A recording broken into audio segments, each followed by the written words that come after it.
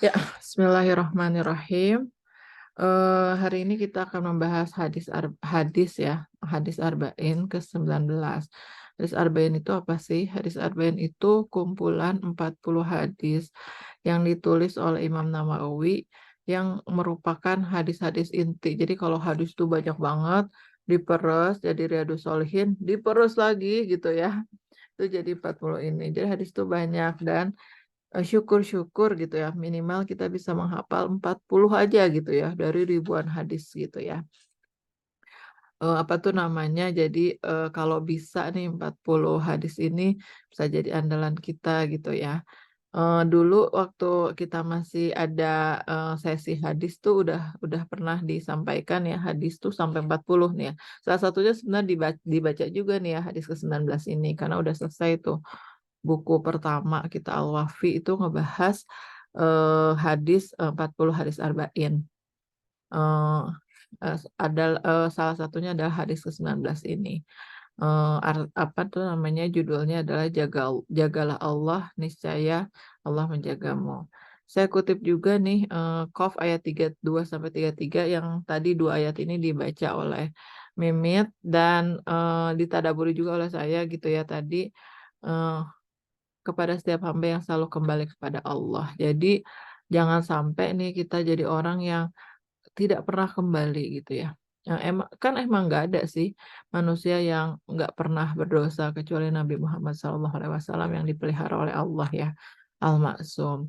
Nah pasti kita juga sering gitu ya kepleset, tersesat, menyimpang dan lain sebagainya. Nggak apa-apa, yang penting kita kembali. Dan kembalinya itu jangan sampai terlambat gitu. Makanya jadi lebih diseringin aja gitu kembalinya, jangan dinanti-nanti gitu ya. Dan salah satunya adalah istighfar, mudah-mudahan menjadikan kita mudah gitu kembali karena kita karena kita membiasakan istighfar tadi, mudah-mudahan kita jadi lebih mudah gitu ya untuk kembali kepada Allah begitu. Nah, sebenarnya hadis ini menarik ya teman-teman. Persis seperti orang-orang bilang gitu ya. Emang Allah, emang Allah, emang Allah perlu dibela gitu ya. Kan ada banyak tuh ya kasus-kasus misalnya di media sosial, pelecehan terhadap agama dan lain sebagainya. Dan kemudian ada orang-orang yang nyinyir, bahkan yang nyinyir juga Muslim juga gitu ya, mengatakan ah Allah mah nggak perlu dibela gitu ya, nggak usah lah jihad-jihad dan lain sebagainya gitu ya. Nah sama juga sebenarnya kalau kita lihat judulnya, jagalah Allah gitu ya. Emang Allah perlu dijaga? Pertanyaannya sama. Allah bisa menjaga dirinya sendiri, toh Allah sendiri yang menjaga diri kita dan alam semesta ini gitu ya. Nah, tapi kalimatnya itu adalah jagalah Allah gitu ya. Jadi kayak ada eh, kita tuh kayak disuruh gitu untuk jagain Allah. Nah, ini konteksnya itu apa gitu ya. Yang pertama, kita ngelihat hadis ini itu hadis yang kayak mengistimewakan kita gitu ya. Teman-teman, kalau misalnya kita tidak berperan di suatu kelompok atau misalnya kita kayak nggak punya peran, nggak eksis gitu ya. Kadang-kadang jadi malas nggak? Kadang-kadang jadi gabut nggak? Kadang-kadang jadi ngerasa apa ya, useless nggak sih? Nah, di sini yang pertama itu Allah tuh kayak pengen kita punya peran. Jagain saya gitu. Waduh, terhormat banget nggak sih gitu ya? Kita digituin sama Allah. Allah pengen jadiin kita tuh subjek. Jadi subjek itu apa sih? Subjek itu adalah pelaku yang mengerjakan sesuatu gitu. Makanya kalimatnya itu adalah jagalah Allah gitu ya. Jadi siapa yang jaga ya kita gitu. Jadi kita sebagai subjek yang mengerjakan pekerjaan gitu ya. Nah, ini Allah tuh sedang menghormati kita untuk ya sebagai pelaku gitu ya, bukan cuma sebagai penerima gitu ya.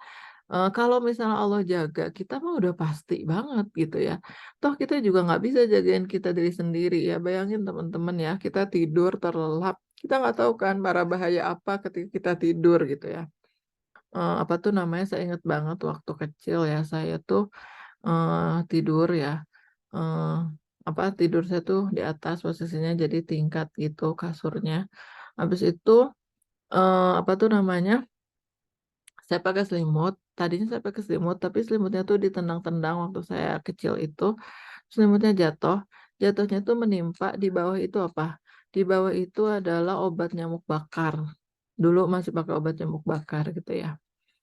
Terus apa namanya? Saya kebangun batuk-batuk karena seluruh rumah itu isinya asap.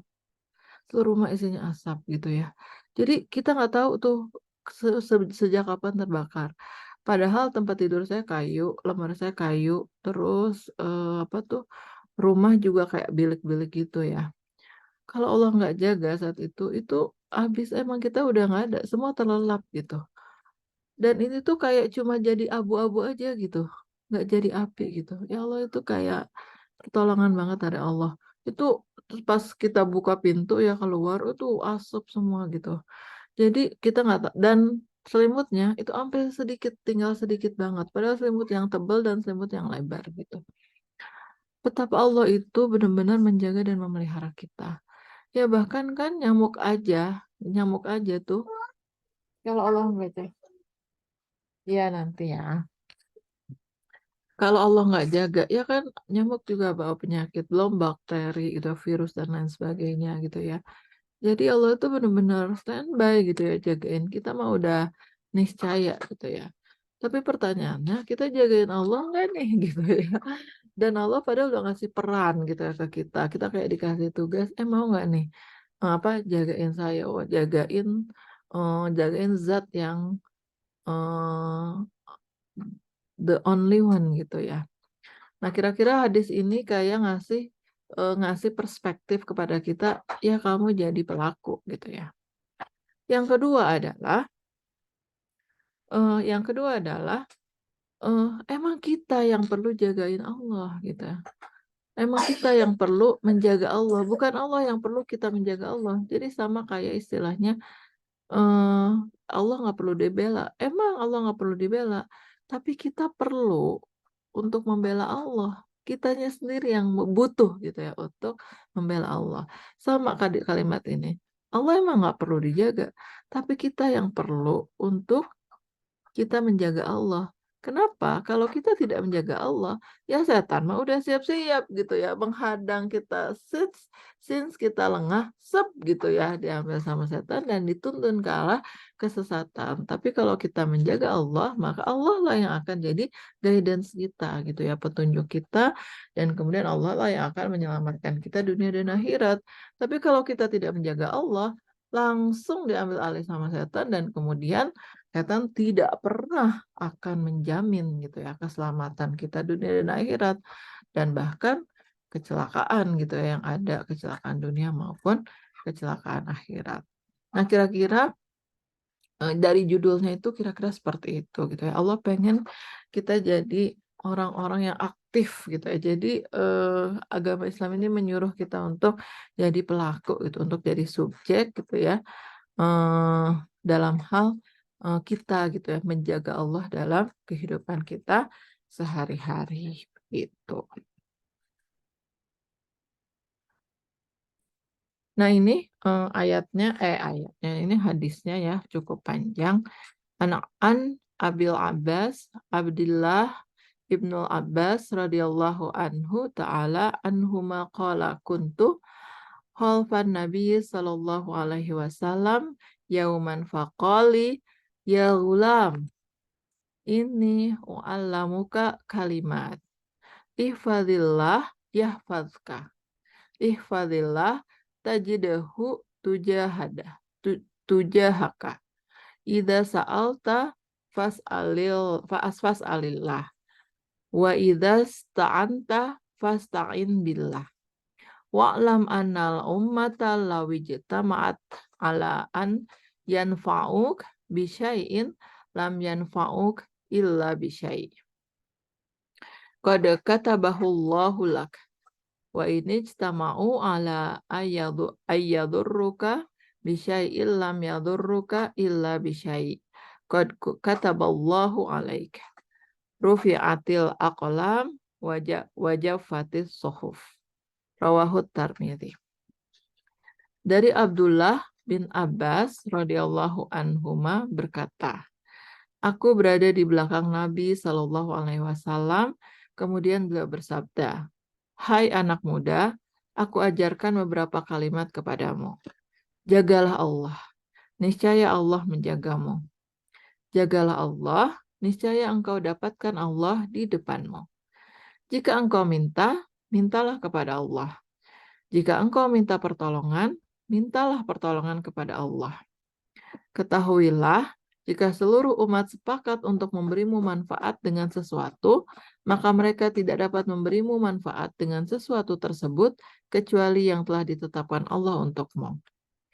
Jika mereka sepakat untuk memberimu mudarat dengan sesuatu, maka mereka tidak dapat memberimu mudarat dengan sesuatu kecuali yang telah ditetapkan Allah untukmu. Pena-pena telah diangkat dan lembaran telah kering. Diriwayatkan At-Tirmizi, ia berkata hadis tersebut hasan sahih. Yang pertama yang ingin saya bahas adalah terkait ini nasihat dari Nabi Muhammad SAW kepada Abdullah bin Abbas. Dan siapakah Abdullah bin Abbas itu? Sebenarnya Abdullah bin Abbas itu adalah sepupunya Nabi ya, karena ini adalah anaknya Abbas bin Muthalib. Abbas bin Muthalib. Dia sepupunya, tapi beliau itu beliau lahir itu Nabi itu udah jadi Nabi selama 10 tahun. Jadi kira-kira kalau Nabi diangkat 40 tahun, 50 tahun dia baru lahir. Abdullah bin Abbas ini sepupuan tapi jauh ya. Seperti itu. Dan dia tinggal di rumah Nabi gitu. Makanya nanti Abdullah bin Abbas ini tuh banyak banget menjadi perawi hadis gitu ya, karena tinggal di rumah Nabi. Dan kemudian pada suatu saat mereka berdua itu safar, jalan-jalan naik unta. Nah, Nabi di depannya, Ibnu Abbas dibonceng gitu kira-kira. Ibnu Abbas dibonceng. Nah, kenapa dia suka disebut Ibnu Abbas? Oh, yang lebih terkenalnya itu Ibnu Abbas. Walaupun namanya tuh Abdullah bin Abbas gitu. Yang ngasih nama juga Nabi ya. Karena untuk ngebedain dari Abdullah yang lain. Kan banyak tuh nama Abdullah. Jadi nama nama kerennya tuh Ibnu Abbas. Cari aja sahabat Nabi namanya Ibnu Abbas, pasti keren banget.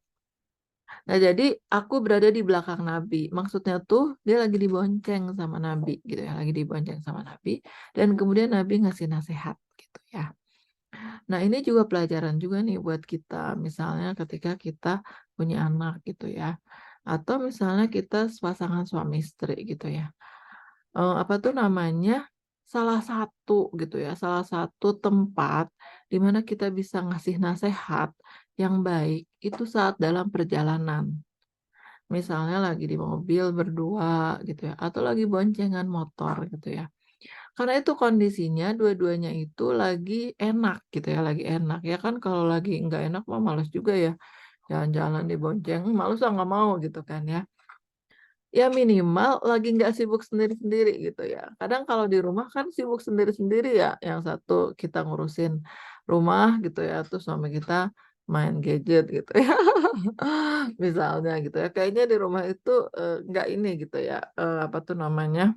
Terus kita nasihatinnya sambil bersungut-sungut misalnya kayak gitu. Atau mau minta berkomunikasinya. Tapi kalau lagi di jalan gitu ya, lagi safar, itu salah satu momen yang baik untuk kita memberikan nasihat sebagaimana yang dicontohkan oleh Nabi kepada Ibnu Abbas ini gitu ya. Jadi boleh deh dicoba gitu ya, misalnya kalau misal lagi nggak jalan-jalan ya udah ajakin aja jalan-jalan yuk, terus kemudian aku kayaknya pengennya begini begini begini. Jadi kita menyampaikan isi hati kita atau menyampaikan pendapat atau menyampaikan apalah yang ada di kepala kita gitu ya. Saat ini yang ingin kita dengar, yang ingin pasangan kita dengar atau misalnya anak-anak kita misalnya dan sebagainya. Jadi ternyata jalan-jalan itu salah satu momen untuk menyampaikan nasihat. Jadi silakan jalan-jalan. Jadi dan kalau bisa nasihatnya yang jadi waktunya ngobrol enak itu kan di jalan gitu ya, dan mudah-mudahan Jadi safar kita tuh bobotnya jadi lebih tinggi gitu ya, lebih tinggi. Tadinya kan misalnya safarnya cuma mau nonton basket aja nih kayak kayak Mehmet gitu ya, suka diajakin suaminya nonton basket. Tadinya, "Ah, nonton basket doang ngapain?" Tapi kalau di jalan kita sharing gitu ya tentang keagamaan ya mudah-mudahan menambah keberkahan perjalanan tersebut gitu ya. Jadi, level up nya di perjalanannya salah satunya adalah saling memberi nasihat atau saling memberi masukan gitu ya, seperti itu. Nah, oleh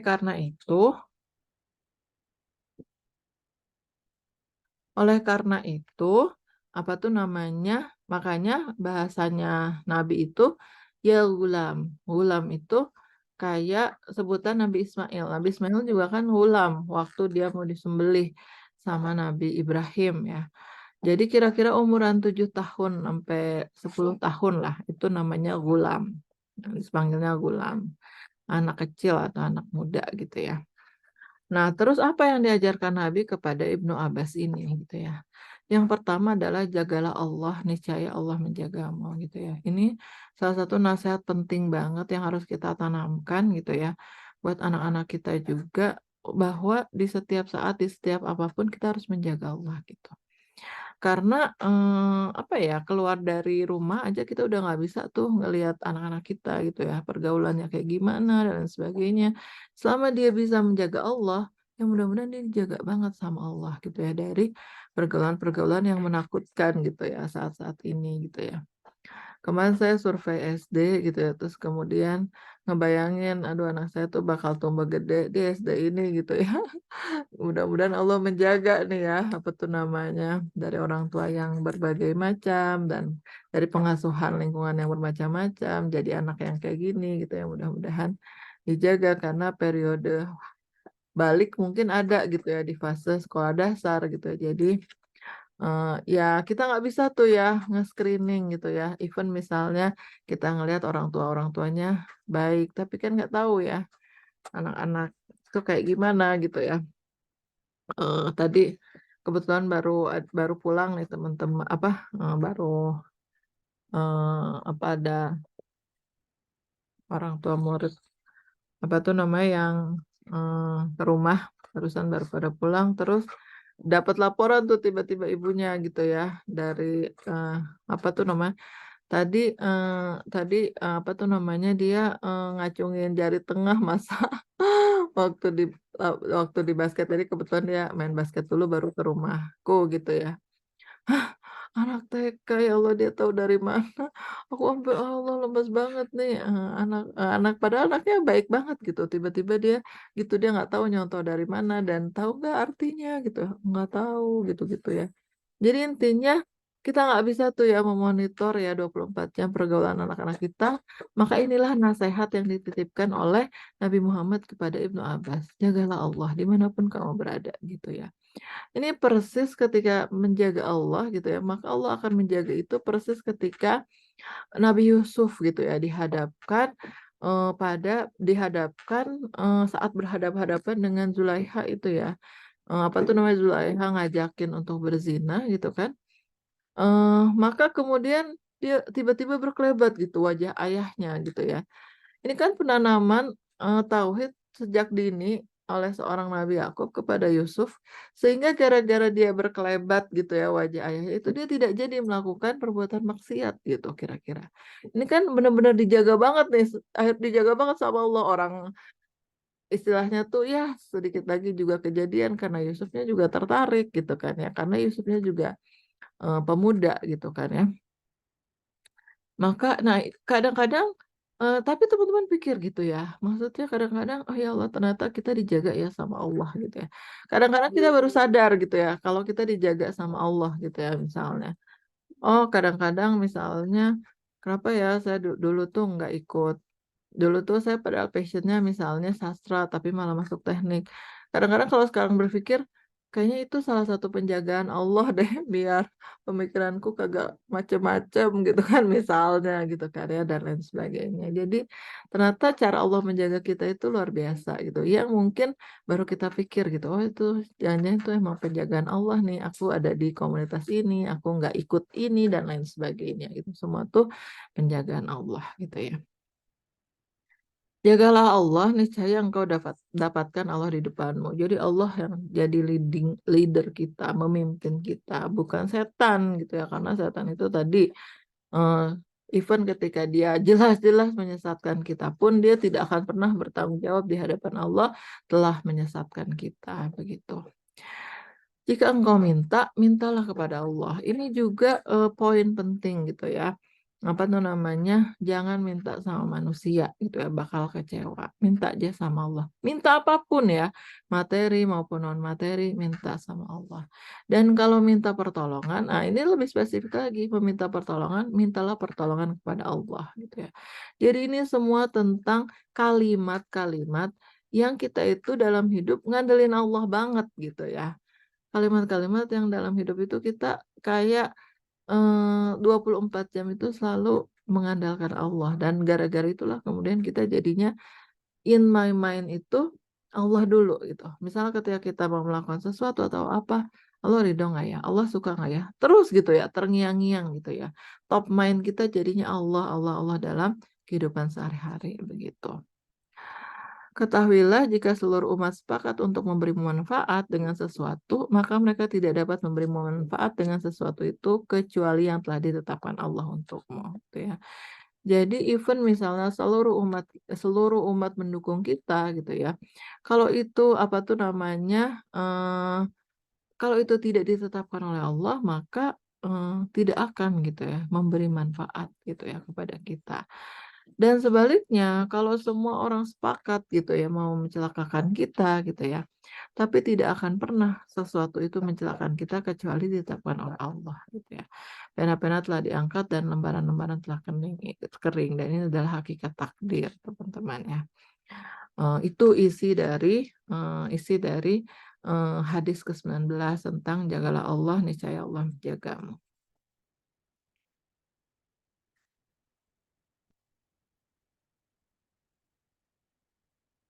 Nah, kedudukan hadisnya adalah sahih ya. Banyak sekali perawi meriwayatkan dari Qais bin Hajjaj, Ibnu Hibban menyebutkan di Al-Thiqah, di buku-buku kitab di imam-imam hadis ini banyak yang meriwayatkan gitu ya.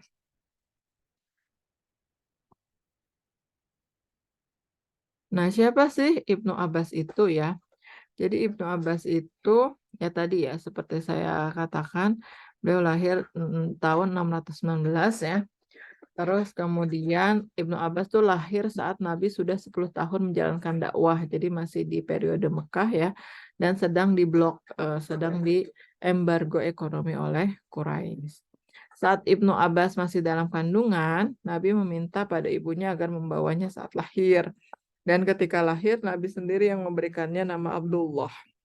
Dan kemudian Nabi mengatakan, engkau akan melihatnya sebagai orang yang cerdas. Kata Nabi pada Ummu Fadl ya. Ummu Fadl itu apa tuh namanya, ibunya dari Abdullah bin Abbas ini. Kemudian Nabi Shallallahu Alaihi Wasallam mendoakan Ibnu Abbas kecil yang menyediakan wudhu Nabi di tengah malam. Jadi karena tinggal sama Nabi, Abdullah tuh kayak nyiapin wudhunya Nabi gitu ya, dan kemudian Nabi mengatakan, ya Allah, mendoakan ya Abdullah bin Abbas, ya Allah, berikan dia keahlian dalam agamamu dan ajarilah ia tafsir kitabmu. Nanti ya. Seperti itu ya. Jadi Ibnu Abbas ini adalah merupakan salah satu sahabat yang berpengetahuan luas dan banyak hadis sahih yang diriwayatkan melalui Ibnu Abbas. Ini Ibnu Abbas ya. Nah, jadi apa yang dimaksud dengan menjaga Allah gitu ya. Nah, menjaga Allah di sini adalah menjaga hukum-hukum Allah, hak-haknya, perintah-perintahnya, dan larangan-larangannya gitu ya. Berarti menjaga Allah itu adalah melaksanakan perintahnya, yang kedua menjauhi larangannya, Yang ketiga, tidak melanggar apa saja yang dia perintahkan dan izinkan kepada apa yang dia larang. Dan yang keempat, menjaga perintah-perintah Allah dan orang yang menjaga dosa-dosanya untuk bertaubat darinya. Jadi yang pertama adalah melaksanakan perintahnya ya. Minimal kewajiban yang Allah berikan kepada kita, kita laksanakan. Itu adalah salah satu cara kita menjaga Allah. Dan yang kedua adalah menjauhi apa yang dilarang oleh Allah gitu ya. Dan yang ketiga, tidak melanggar yang diperintahkan dan tidak diizinkan apa yang dia larang gitu ya. Jadi apa tuh namanya, kalau melaksanakan perintah itu ada kewajiban, misalnya kayak kewajiban sholat 5 waktu kita laksanakan. Menjauhi larangannya, kata Allah nggak boleh minum khamar, kita menjauhi. Dan kemudian kalau yang nomor 3 tuh lebih ke hukum-hukum gitu ya. Misalnya kita tahu nggak boleh apa tuh namanya, hukum riba gitu haram, kemudian kita menjauhinya dan lain sebagainya. Dan kemudian menjaga perintah Allah dan orang yang menjaga dosanya untuk bertaubat darinya. Dan yang keempat adalah ketika gitu ya perintah Allah itu dilanggar atau kita mendekati larangan Allah, maka kemudian kita segera bertaubat. Jadi taubat juga adalah salah satu cara kita menjaga Allah gitu ya. Kadang kita hilaf, kadang kita tersesat, kadang kita nurut sama setan. Kemudian pas kita kembali bertaubat itu juga salah satu cara menjaga Allah gitu. Nah, apa saja nih perintah Allah yang wajib tidak dijaga gitu ya.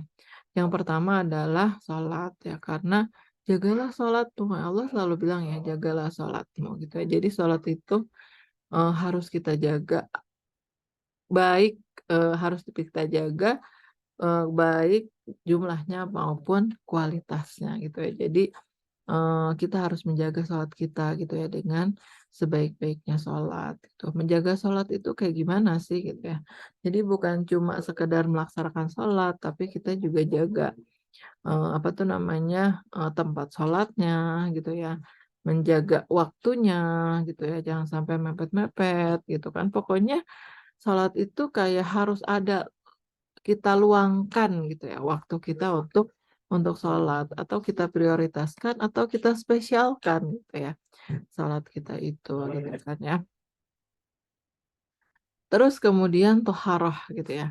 Toharoh juga harus kita jaga nih ya teman-teman karena toharoh itu kunci sholat gitu ya. Jadi wudhu gitu ya. Terus apa bersuci gitu ya. Suci dari hadas, suci dari najis itu bagian dari syarat sahnya sholat gitu ya, maka harus kita jaga juga gitu kan ya.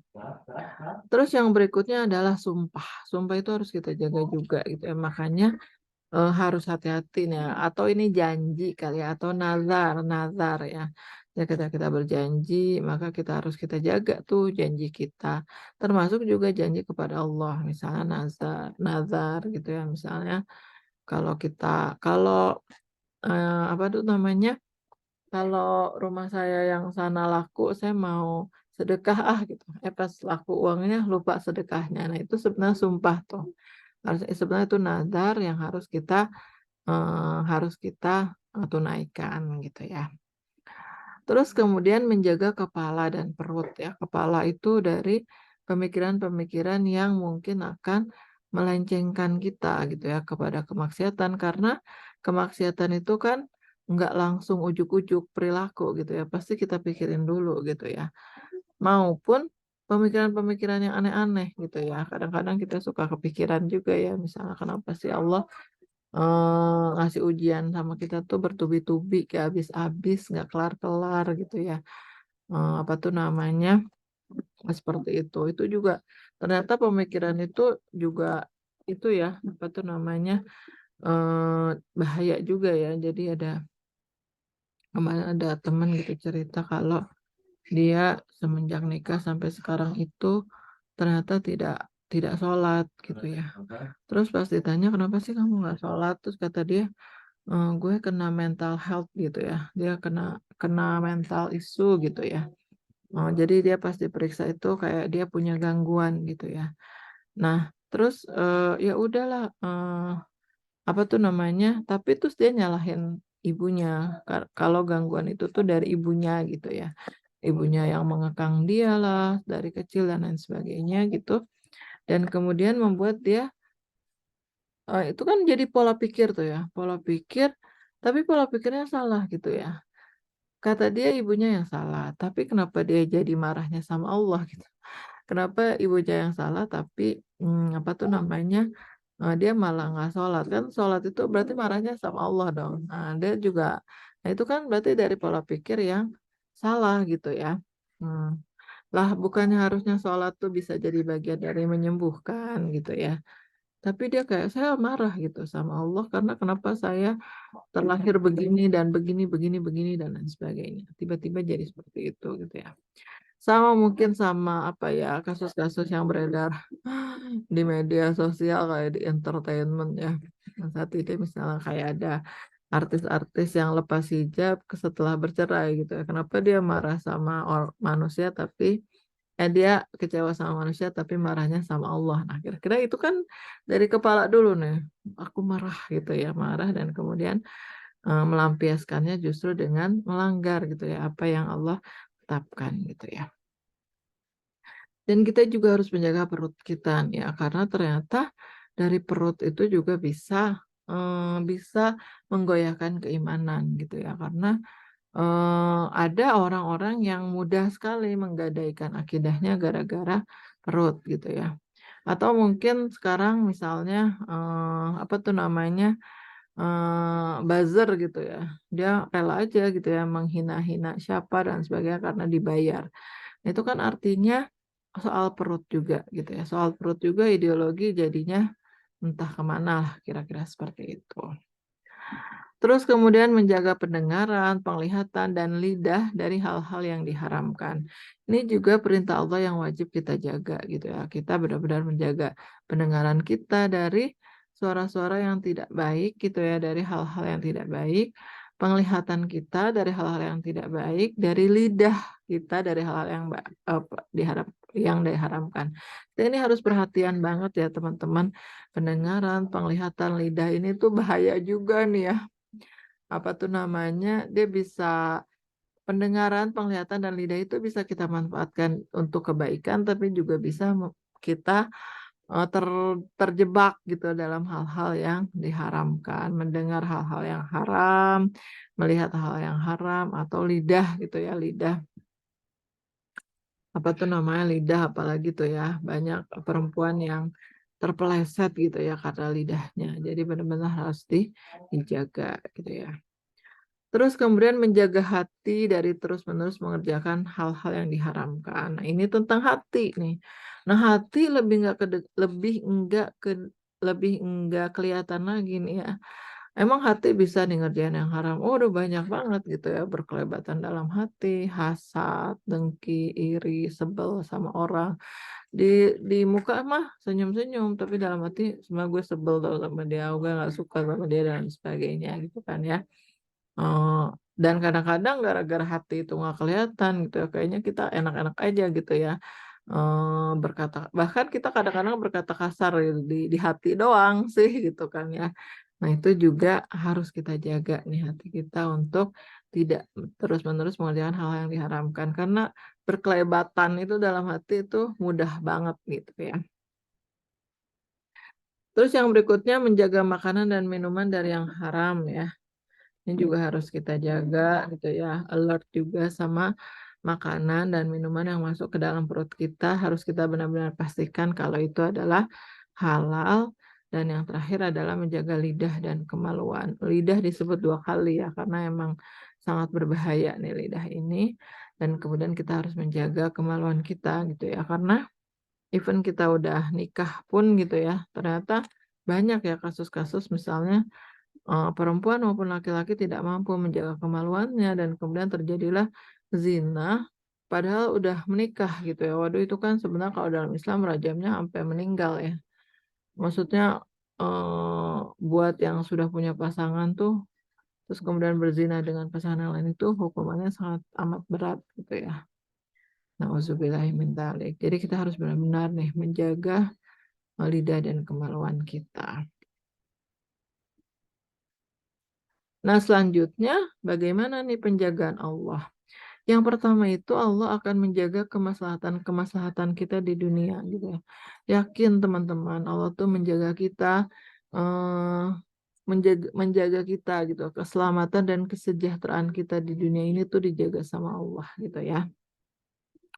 Apa tuh namanya, dan ada malaikat-malaikat yang selalu mengikutinya bergiliran di muka dan di belakang, dan para malaikat menjaga mereka atas perintah Allah. Jadi udah disiapin nih pasukan malaikat yang menjaga kita gitu ya, dan atas perintah Allah gitu, yakinlah gitu ya.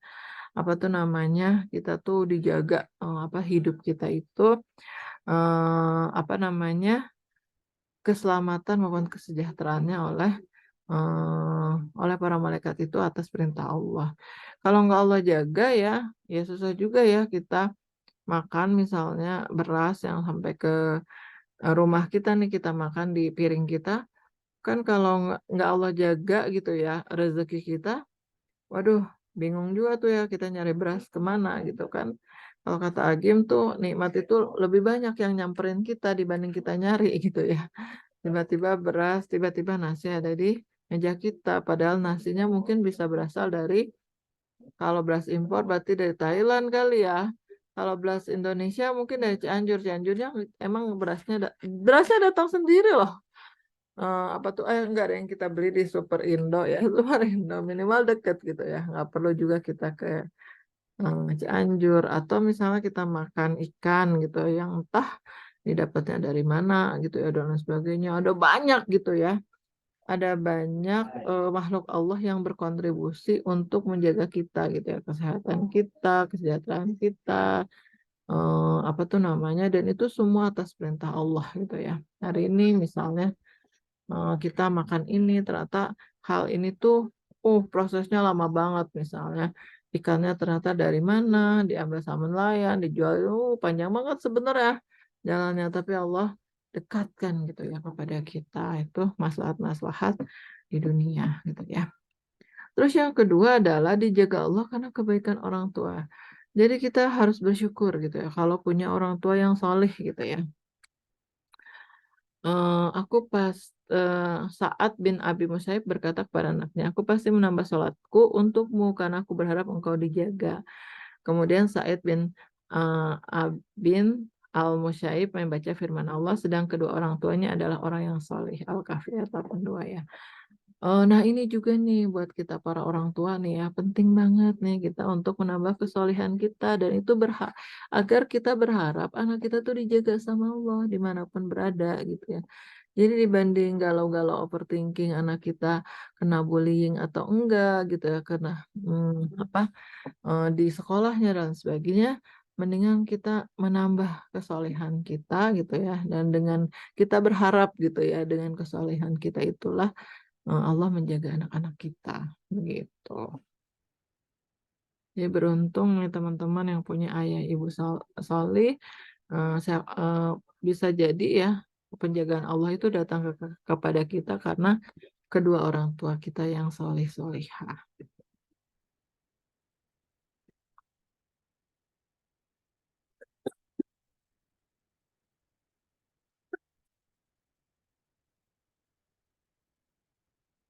Ini penjagaan Allah ya. Yang pertama Allah menjaga agama dan iman seorang hamba. Jadi untuk menjaga iman aja kita minta pertolongan sama Allah. Untuk menjaga keimanan kita kepada Allah, kita minta pertolongan kepada Allah ya. Oleh karena itu misalnya di surat Al-Fatihah, iyyaka na'budu wa iyyaka nasta'in ihdinas siratal mustaqim. Jadi kita selalu minta petunjuk kepada Allah untuk ditunjukkan jalan yang lurus gitu ya. Itu juga Allah yang akan menjaga agama dan iman seorang hamba. Jadi kalau hari ini misalnya kita ngerasa, oh dunia, aku tuh di kantor tuh udah aduh berantak kacau banget dah teman-temanku, dan sekarang itu kita masih masih baik-baik aja. Nah, artinya Allah menjaga nih agama dan iman kita gitu kan ya. Terus kemudian Allah menjaga kehidupan hamba tersebut dari perkara-perkara syubhat yang menyesatkan dan syahwat-syahwat yang diharamkan. Jadi kalau misalnya kita ngerasa hari ini tuh kayaknya enggak enggak enggak tertarik tuh ya. Aku misalnya nyobain misalnya, mmm, apa ya, nyobain ikut, di kafe-kafe yang ada live musik, yang ada DJ-DJ tuh kayaknya kagak tertarik juga dah, mendingan tidur lah malam-malam gitu kan misalnya, nggak kuat juga tuh dengar suara yang sangat memekakan telinga gitu ya misalnya, atau kayaknya aku nggak, apa tuh namanya, nah sebenarnya nggak penasaran gitu ya, nggak penasaran sih sebenarnya, apa ya, diskotik itu tempat ngapain ya gitu misalnya, nggak penasaran sama sekali. Nah sebenarnya itu Allah sedang menjaga kita gitu ya. Jadi nggak penasaran sama perkara-perkara syubhat atau syahwat-syahwat yang diharamkan itu salah satu penjagaan Allah gitu ya. Kemudian Allah juga menjaga agamanya ketika ia meninggal dunia dalam bentuk Allah mewafatkannya dalam keadaan beriman ya. Semoga Allah menjaga kita terus ya sampai kita meninggal dalam keadaan beriman karena itu penting banget ya. Maka kita husnul khotimah atau enggak di akhirnya gitu ya. Maka kita harus bisa memastikan nih ya kita bisa wafat dalam keadaan beriman dan itu adalah salah satu bentuk penjagaan Allah juga begitu.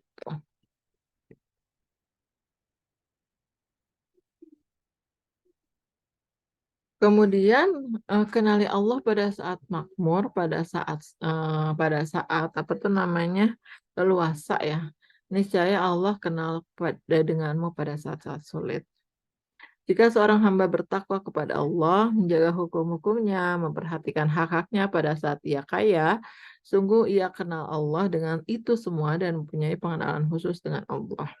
Salman Al-Farisi berkata, jika seseorang banyak berdoa pada saat makmur, kemudian mendapatkan musibah, lalu berdoa kepada Allah, para malaikat berkata, ini suara yang dapat dikenali, maka mintalah syafaat untuknya. Gitu ya.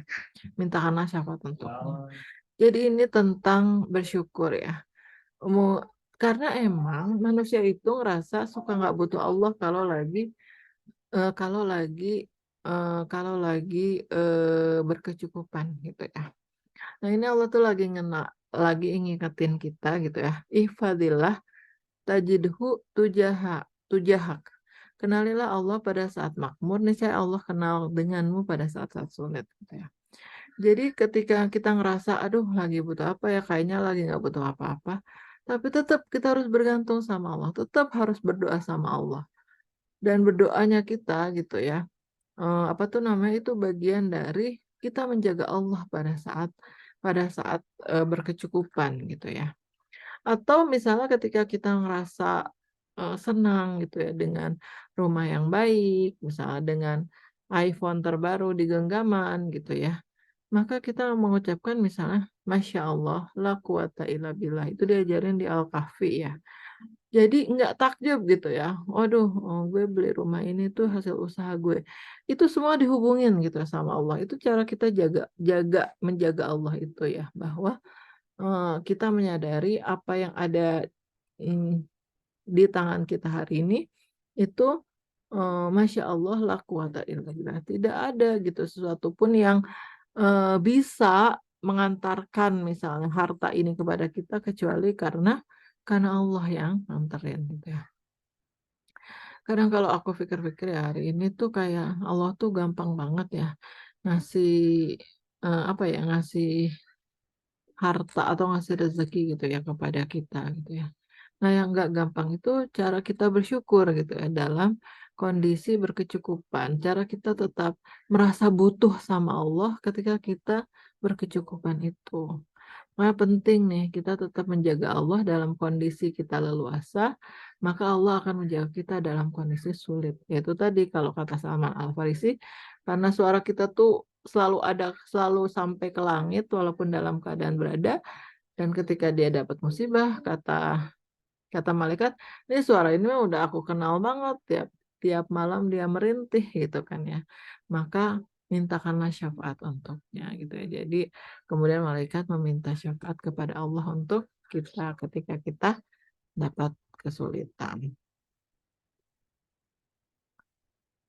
Nah, pengenalan hamba dengan Allah ya, pengenalan umumnya itu mengakui Allah, membenarkannya dan beriman kepadanya. Ini pengenalan secara general ya. Pengenalan hamba dengan Allah itu kita mengakui Allah, beriman kepada Allah, membenarkannya. Jadi jangan ada satupun keraguan gitu ya, bagi kita bahwa Allah itu bukan Tuhan segala-galanya. Jadi jangan sampai ada keraguan sama sekali gitu ya buat kita kalau, "Oh emang bener ya Allah yang nyiptain alam semesta?" Aduh nggak boleh ada. Pokoknya kita harus benar-benar yakin gitu ya, yakin membenarkan, bahwa Allah lah Rabbul Alamin, Allah lah Ilah gitu ya, dan tiada ilah selain Allah gitu ya. Harus benar-benar kita, benarkan gitu ya hal tersebut dan kemudian kita beriman kepada Allah dengan sebenar-benar keimanan.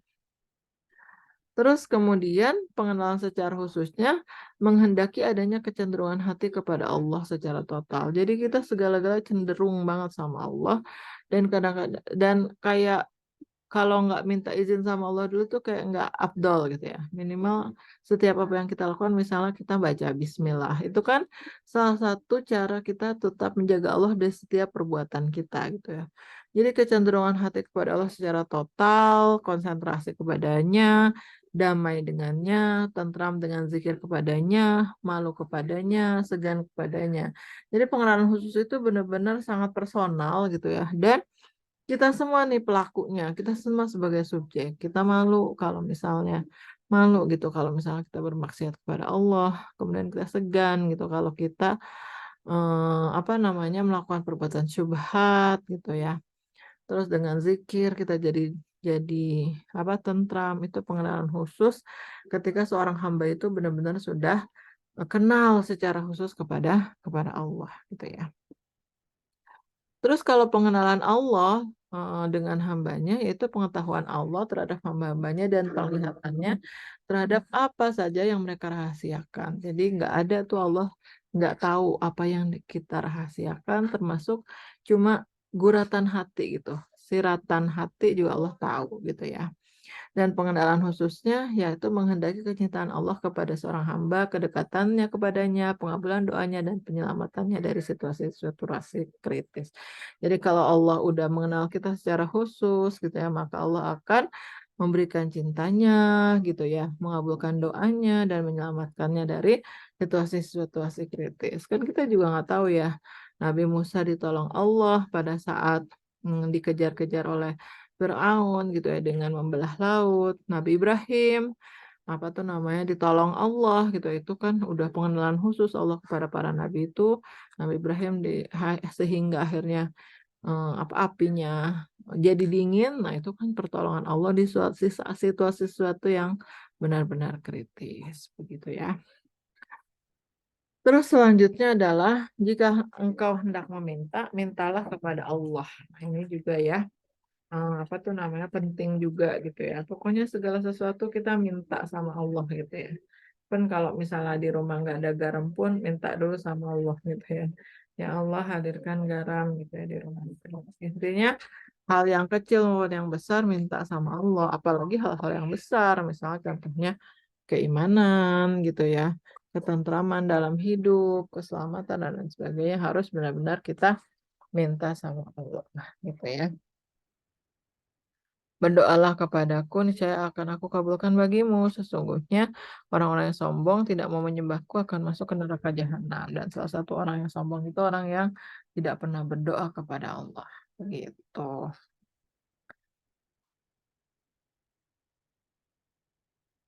Jika jika engkau hendak memohon pertolongan, mohonlah pertolongan kepada Allah ya.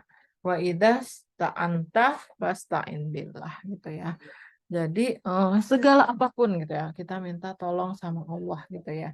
Bahkan misalnya bahkan dari meminta sholat khusyuk pun misalnya meminta tolong kepada Allah begitu.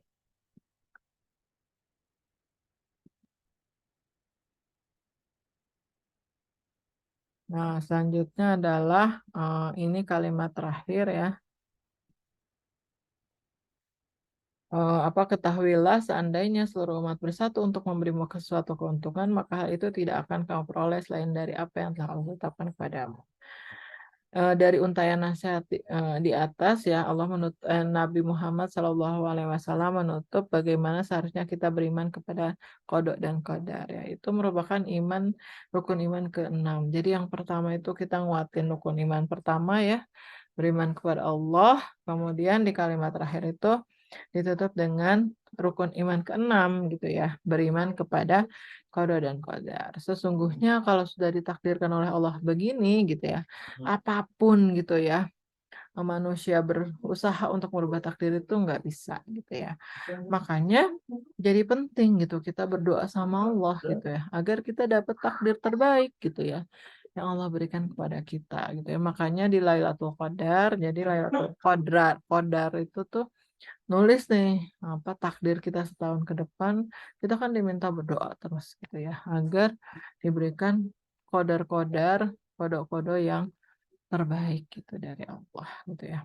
Sehingga kalau kita ngerasa itu, kalau kita sangat yakin sama takdir, even ketika kita dikasih ujian, kita yakin itu takdir terbaik dari Allah. Pasti ada hikmah yang Allah kasih gitu ke kita. Saya dulu suka dikuatin gitu ya sama teman gitu ya, ketika masih menunggu punya anak itu kayak percaya deh Allah nggak akan pernah ngasih waktu, pasti Allah ngasihnya tepat waktu gitu ya. Dia tuh suka bilang kayak gitu. Apa tuh namanya? Jadi kayak semua gitu ya, event ujian, musibah dan sebagainya tuh itu kita yakin banget itu takdir terbaik yang Allah berikan kepada kita. Karena kalau misalnya kita pengennya A, terus kemudian Allah ngasihnya B, Allah tahu yang B ini yang terbaik. Padahal hari ini kita ngerasa yang A nih yang terbaik gitu. Bisa jadi A ini justru menjerumuskan kita gitu. Kalau kalau ternyata kita dapat A, bisa jadi kita terjerumus gitu atau kita melakukan hal yang eh, hal yang tidak baik gitu ya.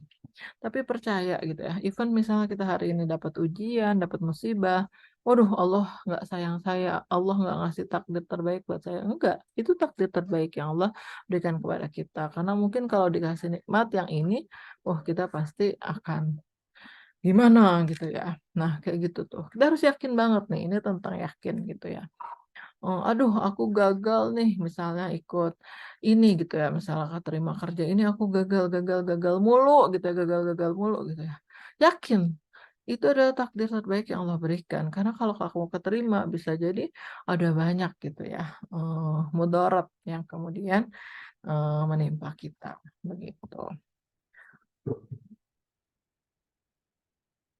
Dan sebaliknya, kalau ada orang yang bersatu membahayakan, kalau itu tidak ditetapkan oleh Allah, maka tidak akan kejadian. Itu tadi gitu ya, kayak waktu saya kecil yang ada, yang tadi saya cerita di awal gitu ya, itu berbahaya banget, membahayakan. Tapi kalau Allah takdirkan itu tidak membahayakan ya, tetap tuh saya sampai hari ini alhamdulillah hidup dan sehat walafiat gitu kan ya, kayak gitu. Jadi kalimat terakhir itu dibalut dengan bahwa semuanya itu event mara bahaya juga hakikatnya datang dari Allah.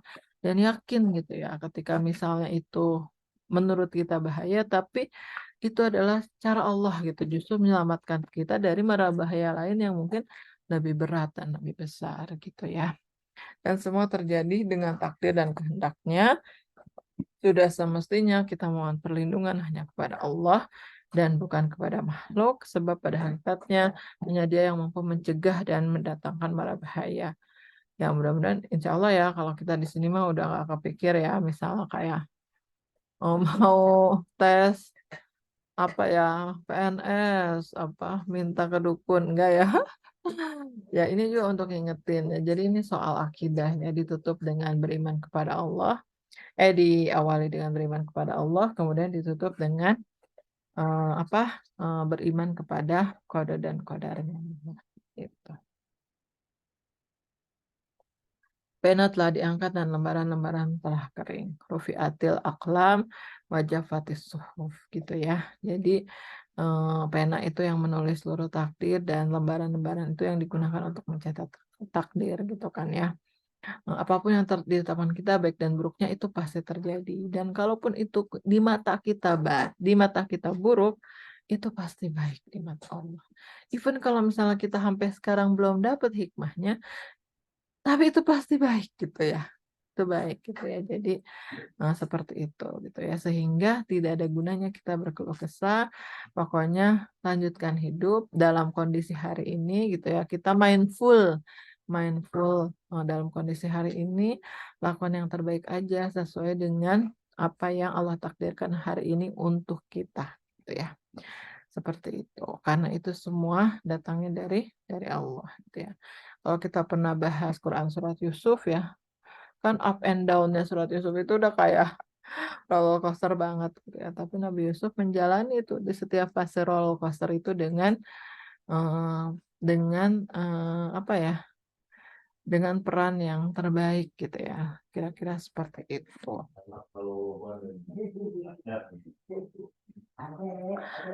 Kesimpulannya, Allah Azza wa Jalla menjaga agama orang mukmin yang menjaga hukum-hukumnya dan menjauhkan darinya apa saja yang merusak agamanya dengan berbagai bentuk penjagaan.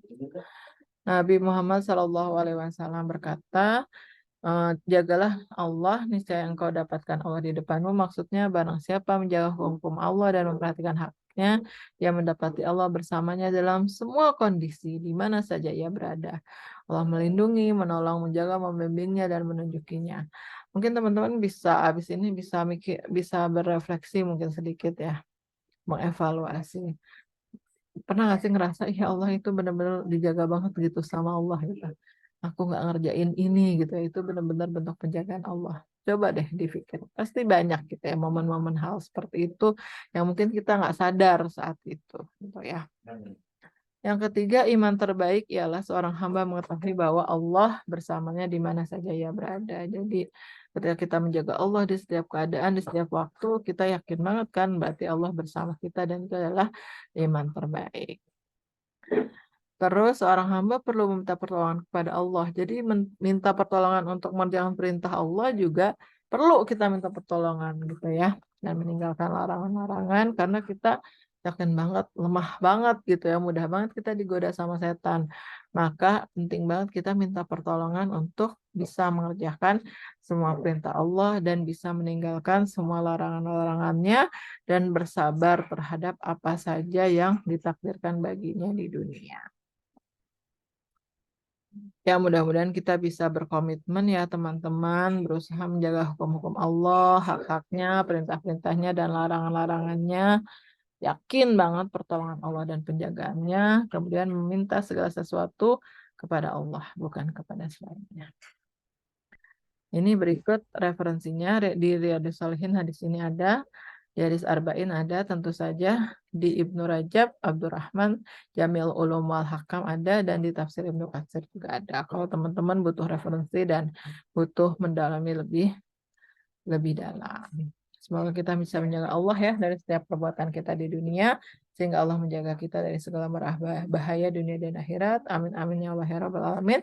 Wallahu a'lam bishawab. Kurang lebihnya saya mohon maaf. Assalamualaikum warahmatullahi wabarakatuh. Ya, sampai sini teman-teman.